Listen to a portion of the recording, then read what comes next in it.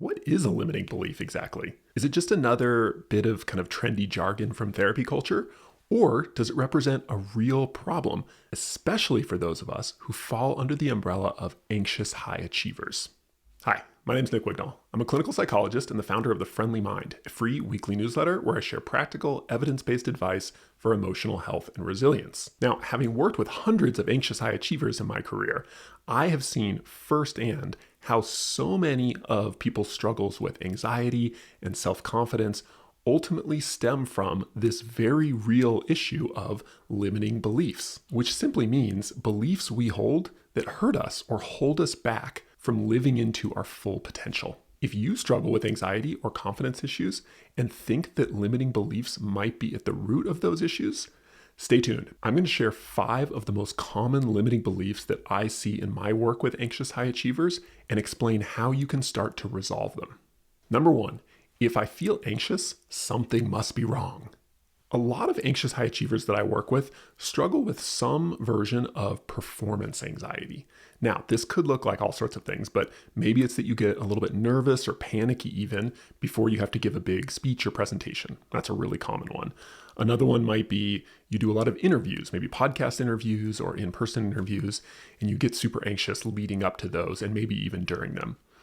Or maybe it's a spike of social anxiety before you have to go meet a bunch of new people and network. What most people don't understand about performance anxiety is that almost always it starts with a misinterpretation of bodily sensations. Now, what does that mean? Well, before any kind of performance, any kind of challenge, what your brain does is something that's totally normal and healthy. It releases some stress hormones, in particular, adrenaline and cortisol. Now, a lot of people hear about these things, especially cortisol, and they think, ooh, bad stress hormones. I don't want any of those. But in the right dose, these are incredibly helpful. They're not only not bad for you, they're actually really helpful when it comes to your performance. In fact, I've heard neuroscientists talk about adrenaline as the best performance-enhancing drug known to man.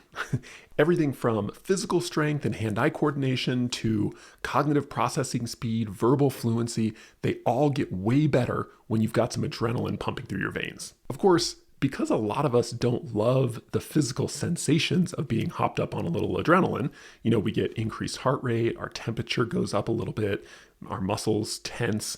These are all side effects of a perfectly normal process, but they are kind of uncomfortable.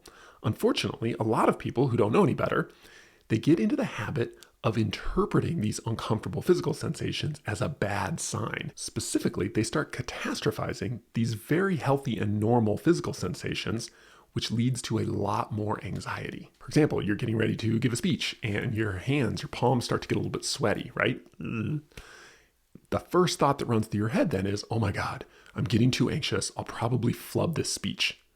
Now, what happens is you were a little bit anxious, right? And revved up because you've got some adrenaline going through your veins. Now you're going to be a lot more anxious because you're getting anxious about being anxious. This compound anxiety, getting anxious about being anxious, is what leads to overwhelming amounts of anxiety and panic. Unfortunately, it gets worse. As a result of this belief about feeling anxious being a bad thing, many high achievers start subtly avoiding situations that would lead to anxiety. So they have subordinates give more and more of their presentations or talks, or maybe they just avoid speaking to opportunities in general because they're afraid of getting anxious. Now, not only does this lead to missing out on some pretty cool and potentially really valuable experiences, but it also does something that's really bad for your overall anxiety long term, which is when your brain sees you avoiding anxiety or situations that might make you anxious, it reinforces this belief that anxiety is bad or dangerous. So even if you temporarily feel a little bit of relief at getting out of this anxiety-producing situation, the next time you're faced with a challenging situation, you're going to immediately get anxious about being anxious, which means your overall level of anxiety is going to be higher and your confidence is going to be lower. So if you want to break out of this limiting belief, here's a reframe that I think can be really helpful. Just because anxiety feels bad doesn't mean it is bad.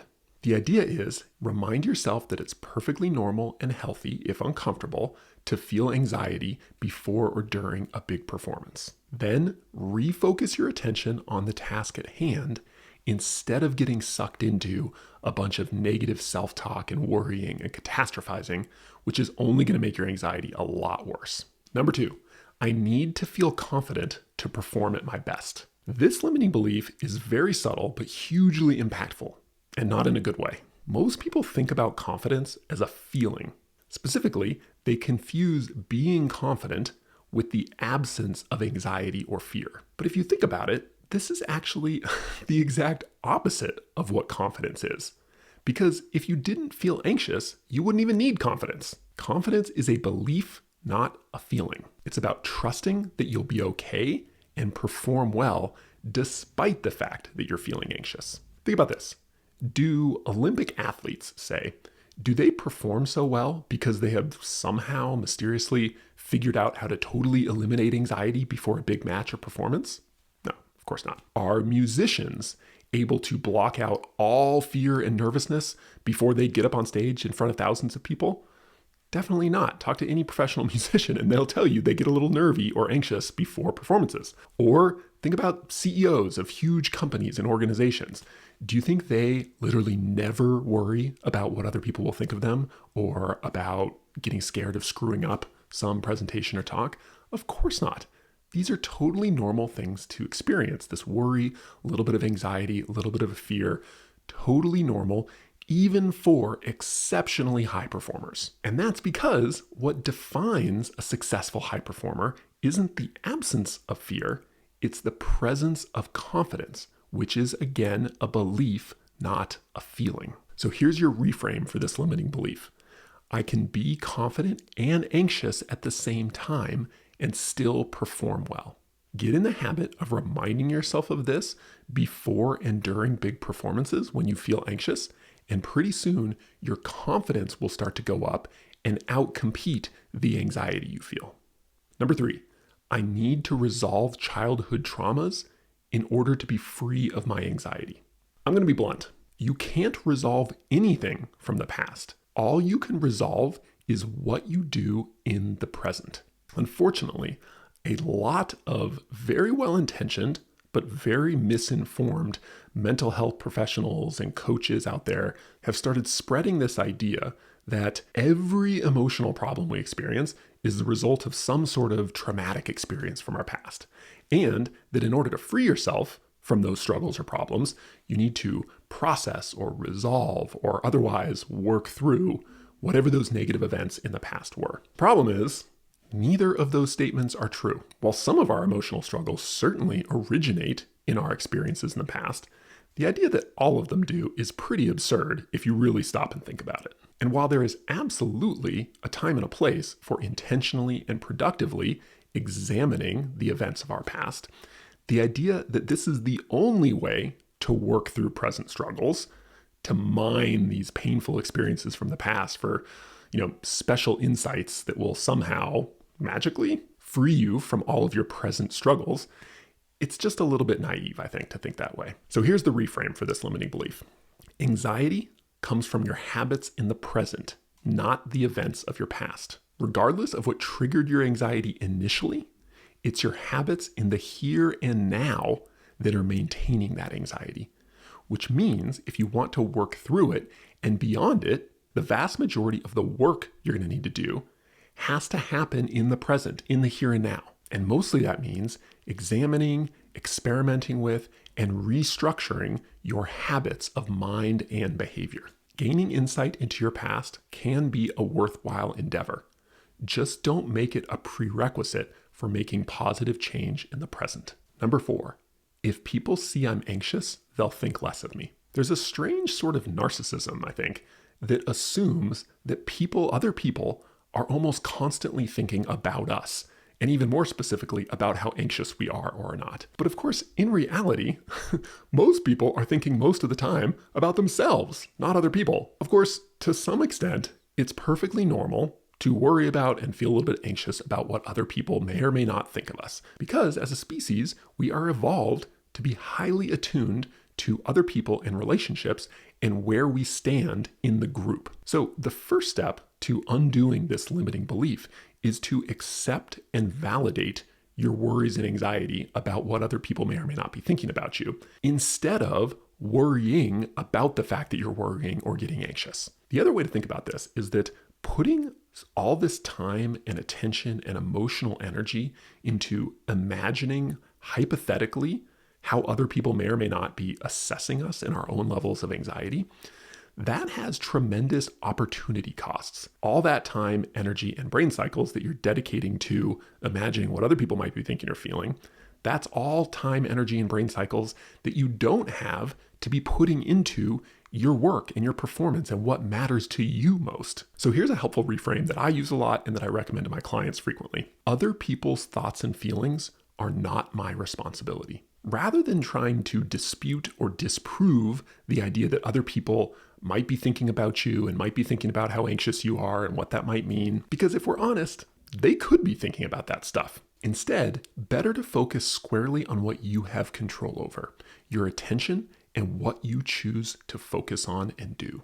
Number 5, I need coping skills to manage my anxiety. One of my strongest and most controversial beliefs about emotional health is that coping skills and the mindset that they come from are actually the largest cause of chronic anxiety. Let me unpack that a little bit. When you feel anxious, it's very natural and totally understandable to want to be less anxious, because obviously anxiety is really uncomfortable, borderline painful sometimes. The problem is, if you respond to your anxiety, especially if you get in the habit of responding to your anxiety with coping, that is, employing some sort of technique or trick to either lessen its intensity or avoid it altogether, you're teaching your brain a lesson that is as unhelpful as it is untrue, that anxiety is dangerous. As a result, even if your coping skills, quote unquote, succeed in temporarily making you feel less anxious in the moment, it will always come at the expense of feeling more anxious long term, because you are essentially training your brain to think of anxiety as a danger, so that it's even more on the lookout for anxiety in the future, which translates to being kind of hypervigilant and anxious and stressed. And then when anxiety shows up, you get compound anxiety. You get anxiety about anxiety, which again, as we talked about before, will send your anxiety through the roof. This process is called emotional fear learning, and it's the engine at the heart of chronic anxiety. The more you try to avoid or eliminate your anxiety to cope with it, the more intense it will become long-term. This emotional fear learning, this is why so many people who struggle with chronic anxiety are also so frustrated, even though they don't understand why.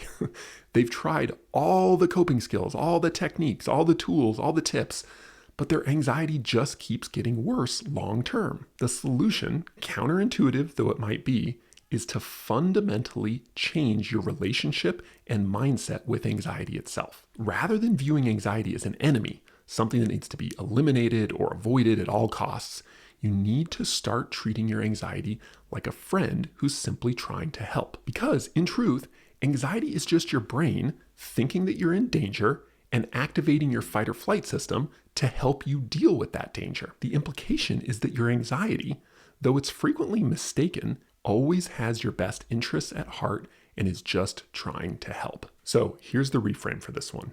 No matter how uncomfortable or misguided, my anxiety is just trying to help. Paradoxically, the more you are willing to have anxiety, the less anxious you will feel in the long run. Because by approaching your anxiety and welcoming it, you're teaching your brain that anxiety is safe. And even though that's a little uncomfortable and hard to do in the short term, it means in the long run, your brain will be less afraid of anxiety, and you will be much more confident and competent to get through anxiety when it happens in the future. Next steps.